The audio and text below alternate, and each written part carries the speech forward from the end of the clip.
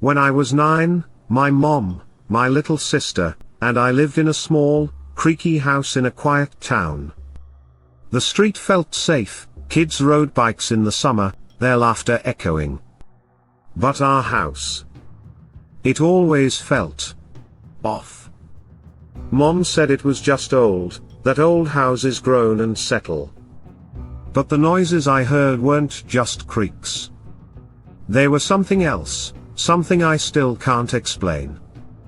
One sleepless night, I lay in bed, blanket pulled to my chin, staring at the glow-in-the-dark stars on my ceiling.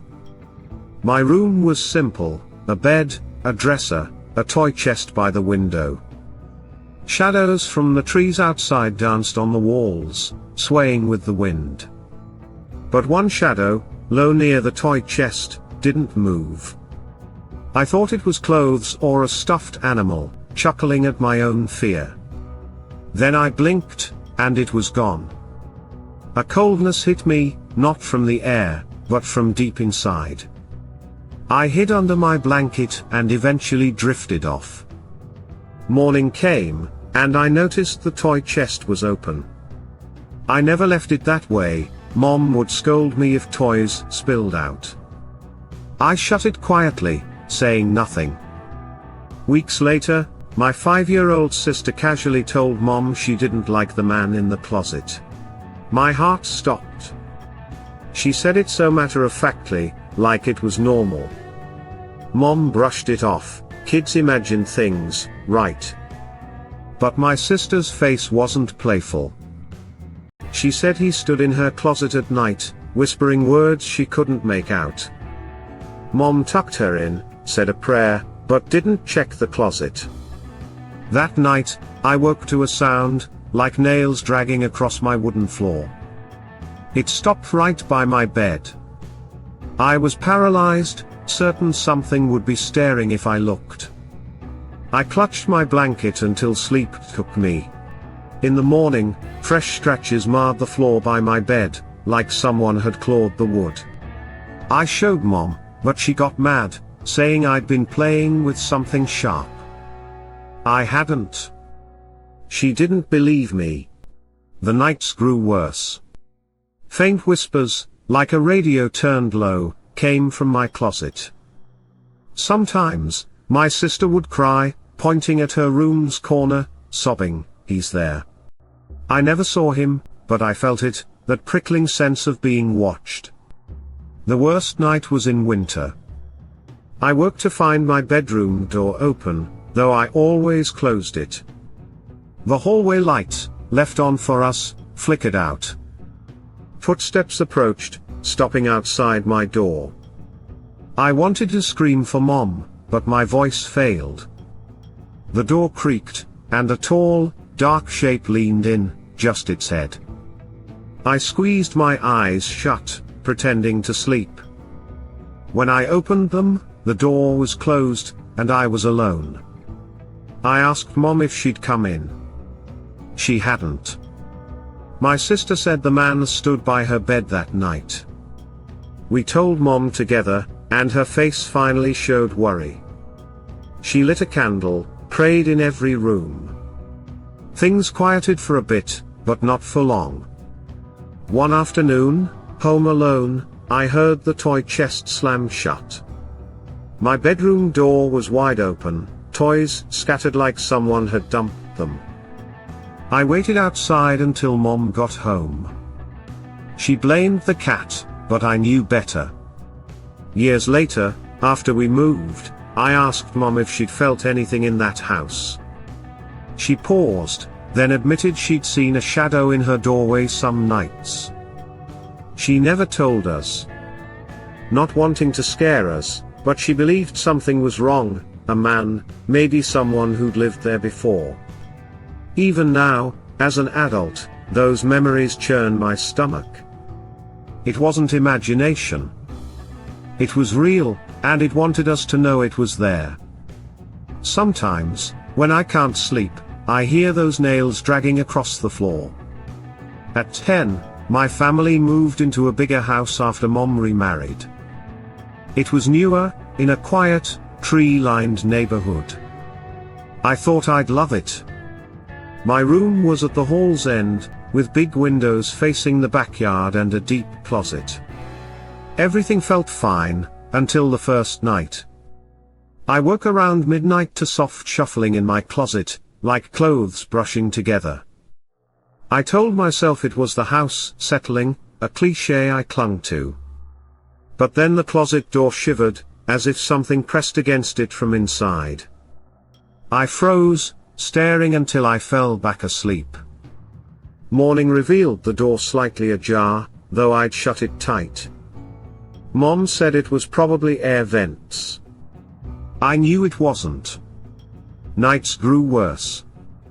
Tapping started on my second-floor window, too high for anyone to reach without a ladder. I thought it was branches, but no trees were close. The tapping stopped when I hid under my blanket. One night, I peeked out and saw a pale hand pressed against the glass, unmoving, then sliding down and vanishing. I didn't sleep.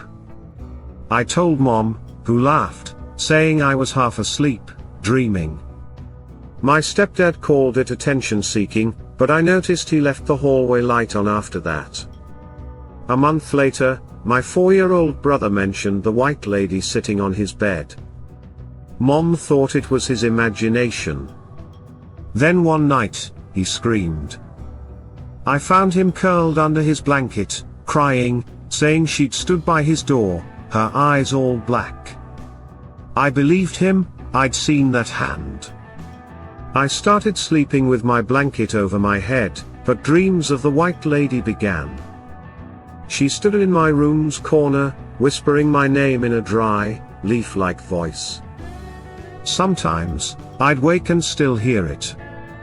One night, I saw her at my bed's foot, tall, nearly touching the ceiling, in a flowing white dress. Her face was chalk pale, eyes like black voids. I tried to scream, but nothing came. When I opened my eyes, she was gone, but my closet door was wide open. I couldn't go near it anymore. I begged to sleep in Mom's room, but she said I needed to be brave. I think she was scared, too. The worst night was during a storm, raging rain and wind. My window creaked, then slowly opened, though it was locked. I saw the lock turn itself. The white lady floated in, her feet never touching the floor. She drifted toward me, leaning close, her cold breath on my face as she whispered my name. I screamed, blacking out briefly. My parents rushed in, but the window was closed and locked, no one there. They scolded me, but their faces showed fear. They called it a night terror, even sent me to therapy. We stayed in that house 3 more years. My brother stopped mentioning the white lady, but I heard him whisper go away at night. He was scared, not imagining. Storms still make me check corners, afraid of something tall lurking. That hand on the window came before my brother's stories. It wasn't a dream. It was something I can't explain. At 8, I rode my bike daily on our quiet street, memorizing every sidewalk crack and mailbox. One house, down the block, had a long driveway and a wide lawn. Most afternoons, an older man in a hat stood where the driveway met the sidewalk, watching the street. He never stepped onto the sidewalk, just waved and called out, "Hi." I waved back, never crossing the street, Mom's rule. He'd ask about school, my bike, even the bell on my new red one.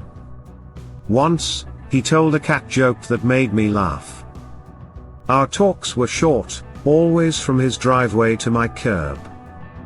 Oddly, he knew things about me, like my little brother or Dad's new car, without me telling him. I figured he'd seen us around. One day, he admired my new red bike and suggested a race to the corner. I said no, Mom would be mad.